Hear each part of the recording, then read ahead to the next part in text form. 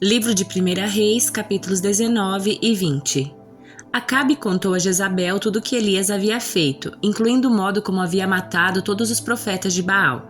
Por isso, Jezabel enviou esta mensagem a Elias: que os deuses me castiguem severamente se até amanhã nesta hora eu não fizer a você o que você fez aos profetas de Baal. Elias teve medo e fugiu para salvar a vida. Foi para Berseba, uma cidade em Judá, e ali deixou seu servo.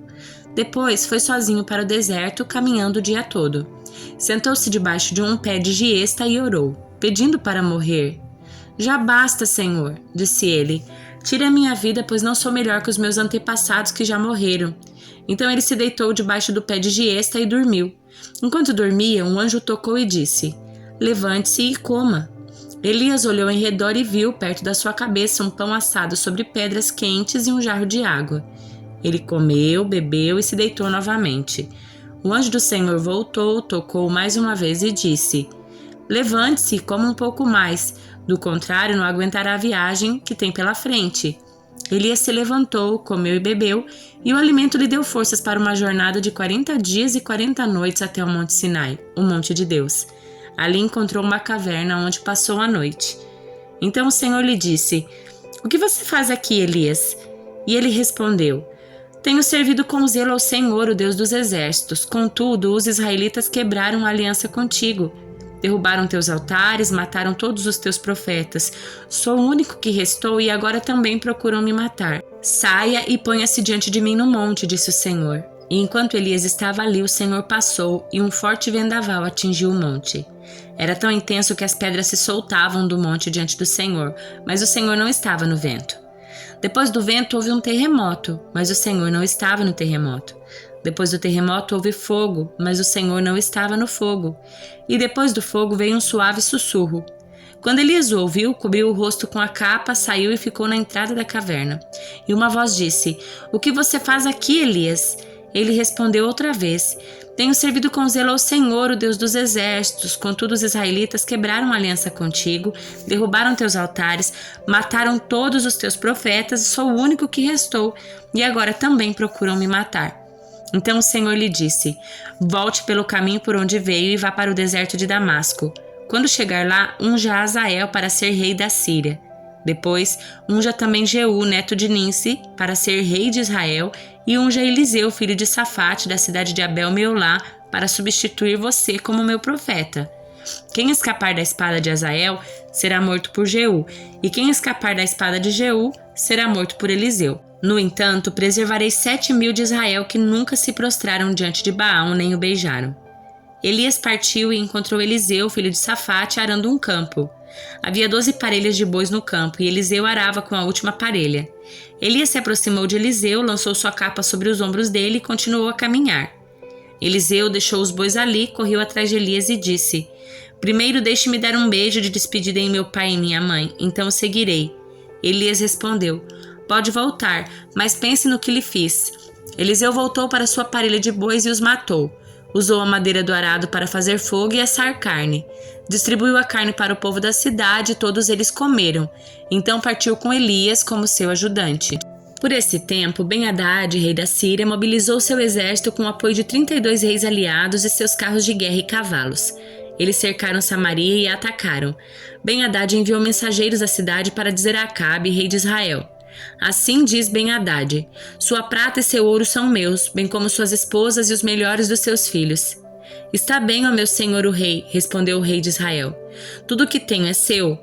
Pouco depois os mensageiros voltaram e disseram: Assim diz Ben-Hadad: Já exigi que entregasse prata, ouro, suas esposas e seus filhos, mas amanhã a esta hora enviarei meus oficiais para vasculharem seu palácio e as casas dos seus oficiais e tomarem tudo o que considerarem de valor.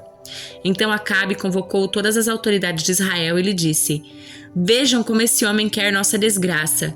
Já concordei em lhe dar minhas esposas, meus filhos, minha prata, meu ouro. Não ceda a nenhuma outra exigência, aconselharam as autoridades e o povo. Portanto, Acabe respondeu aos mensageiros de Ben-Hadad: Digam ao meu senhor o rei: Eu lhe darei tudo o que pediu da primeira vez, mas não posso aceitar sua última exigência. Os mensageiros voltaram a Ben-Hadad com essa resposta. Então Ben-Hadad enviou a seguinte mensagem a Acabe: que os deuses me castiguem severamente se restar pó suficiente de Samaria para dar um punhado a cada um dos meus soldados. O rei de Israel respondeu: o guerreiro que se arma com sua espada para lutar não deve se vangloriar como o guerreiro que já venceu. A resposta de Acabe chegou a Ben-Hadad e os outros reis quando bebiam em suas tendas. Preparem-se para atacar! Ordenou Ben-Hadad e seus oficiais, e eles se prepararam para atacar a cidade. Enquanto isso, um profeta foi a Acabe, rei de Israel, e lhe disse: assim diz o Senhor, está vendo esse enorme exército inimigo? Hoje eu o entregarei em suas mãos. Com isso você saberá que eu sou o Senhor.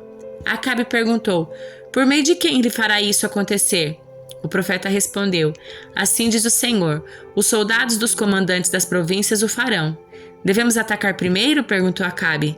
Sim, respondeu o profeta. Então Acabe convocou 232 soldados dos comandantes das províncias. Em seguida, reuniu o restante do exército de Israel, cerca de 7.000 homens.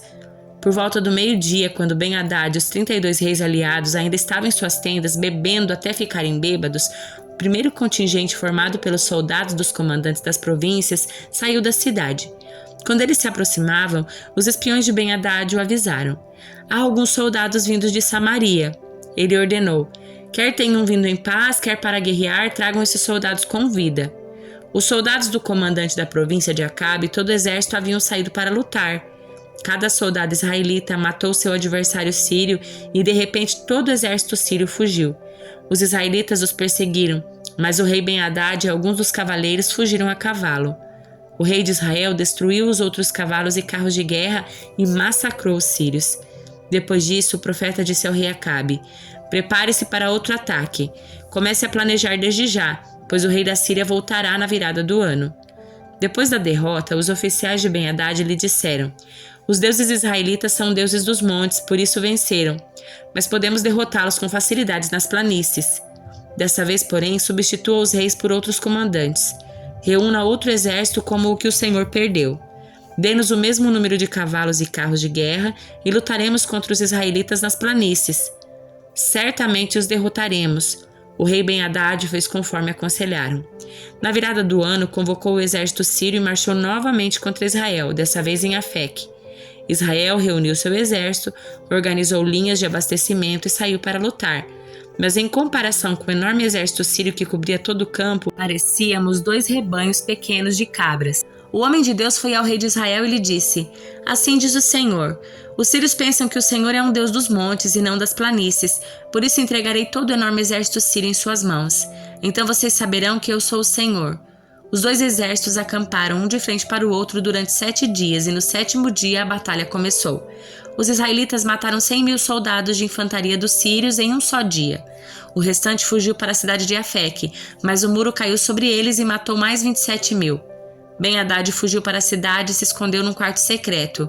Os oficiais de Ben-Hadad lhe disseram: Senhor, ouvimos que os reis de Israel são misericordiosos. Vamos nos humilhar, usar panos de saco na cintura e cordas na cabeça e nos render ao rei de Israel. Talvez ele deixe o Senhor viver. Então vestiram panos de saco e cordas, foram ao rei de Israel e suplicaram.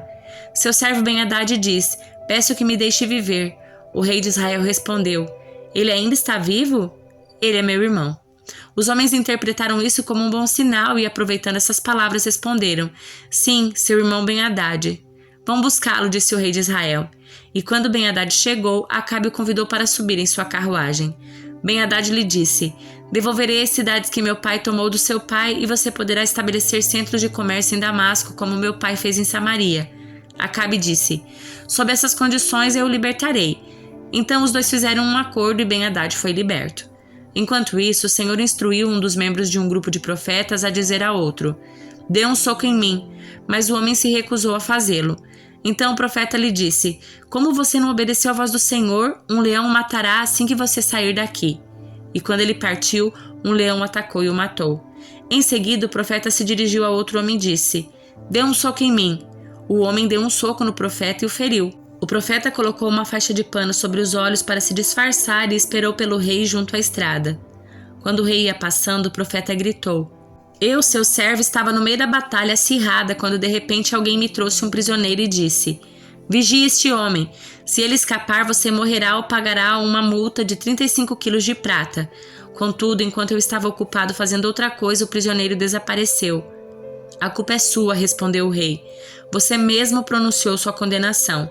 Então, sem demora, o profeta tirou a faixa dos olhos e o rei de Israel reconheceu que era um dos profetas. O profeta lhe disse: assim diz o Senhor, uma vez que você poupou o homem que eu havia ordenado que fosse destruído, você deve morrer em lugar dele, e seu povo em lugar do povo dele. O rei de Israel foi para casa em Samaria, indignado e aborrecido. Salmo de número 79. Ó Deus, as nações invadiram a terra que te pertence, profanaram teu santo templo e transformaram Jerusalém num monte de ruínas. Deixaram os corpos dos teus servos para servirem de alimento às aves do céu. A carne dos teus fiéis se tornou comida para os animais selvagens. O sangue correu como água ao redor de Jerusalém e não resta ninguém para sepultar os mortos. Nossos vizinhos zombam de nós.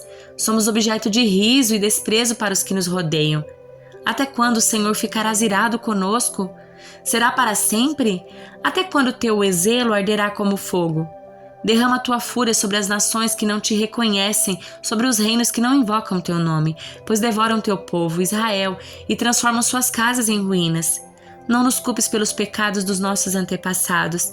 Que a tua compaixão venha depressa nos socorrer, pois é grande o nosso desespero. Ajuda-nos, ó Deus de nossa salvação, pela glória do teu nome.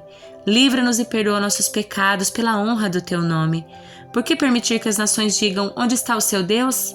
Mostra-nos tua vingança contra as nações, pois elas derramaram o sangue dos teus servos. Ouve os gemidos dos prisioneiros por teu grande poder. Salva os condenados à morte. Ó Senhor, retribui 7 vezes mais a nossos vizinhos pelos insultos que lançaram contra ti. Então nós, teu povo, ovelhas do teu pasto, para sempre te daremos graças e louvaremos tua grandeza por todas as gerações. Segunda carta aos Coríntios, capítulo 8. Agora, irmãos, queremos que saibam o que Deus em sua graça tem feito por meio das igrejas da Macedônia. Elas têm sido provadas com muitas aflições, mas sua grande alegria e extrema pobreza transbordaram em rica generosidade. Posso testemunhar que deram não apenas o que podiam, mas muitos, além disso, o fizeram por iniciativa própria. Eles nos suplicaram repetidamente o privilégio de participar da oferta ao povo santo. Fizeram até mais do que esperávamos, pois seu primeiro passo foi entregar-se ao Senhor e a nós, como era desejo de Deus. Por isso pedimos a Tito, que inicialmente encorajou vocês a contribuírem, que os visitasse outra vez e os animasse a completar esse serviço de generosidade. Visto que vocês se destacam em tantos aspectos, na fé, nos discursos eloquentes, no conhecimento, no entusiasmo e no amor que receberam de nós, queríamos que também se destacassem no generoso ato de contribuir. Não estou ordenando que o façam, mas sim testando a sinceridade do seu amor ao compará-lo com dedicação de outros. Vocês conhecem a graça do nosso Senhor Jesus Cristo, e embora fosse rico por amor a vocês, ele se fez pobre, para que por meio da pobreza dele vocês se tornassem ricos. Esse é meu conselho. Seria bom que terminassem o que começaram há 1 ano, quando foram os primeiros a querer contribuir e efetivamente fazê-lo. Assim, completem o que começaram. Que a boa vontade demonstrada no princípio seja igualada agora por sua contribuição. Doem proporcionalmente aquilo que possuem. Tudo o que derem será aceitável, desde que o façam de boa vontade, de acordo com o que têm e não com o que não têm. Não que sua contribuição deva facilitar a vida dos outros e dificultar a de vocês. Quero dizer apenas que deve haver igualdade. No momento, vocês têm fartura e podem ajudar os que passam por necessidades. Em outra ocasião, eles terão fartura e poderão compartilhar com vocês quando for necessário. Assim haverá igualdade. Como dizem as Escrituras, para aqueles que muito recolheram, nada sobrou, e para aqueles que pouco recolheram, nada faltou. Agradeço a Deus porque Ele concedeu a Tito a mesma dedicação que eu tenho por vocês. Tito recebeu com prazer nosso pedido que os visitasse outra vez. Na verdade, ele mesmo estava ansioso para ir vê-los. Com ele estamos enviando outro irmão que é elogiado por todas as igrejas como pregador das boas novas. Ele foi nomeado pelas igrejas para nos acompanhar quando levamos à oferta um serviço que visa glorificar o Senhor e mostrar nossa disposição de ajudar. Com isso, queremos evitar qualquer crítica à nossa maneira de administrar essa oferta generosa. Tomamos o cuidado de agir honradamente não só aos olhos do Senhor, mas também diante das pessoas. Além disso, estamos enviando com ele outro irmão que, em muitas vezes, deu provas do seu bom caráter e que, em várias ocasiões e de diversas maneiras, demonstrou enorme dedicação. E por causa da grande confiança que ele tem em vocês, agora está ainda mais empolgado. Se alguém lhe perguntar a respeito de Tito, digam que ele é meu colaborador que trabalha comigo para ajudar vocês. Quanto aos irmãos que o acompanham, foram enviados pelas igrejas e trazem honra a Cristo. Portanto, mostrem diante deles seu amor e provem para todas as igrejas que temos razão ao elogiar vocês.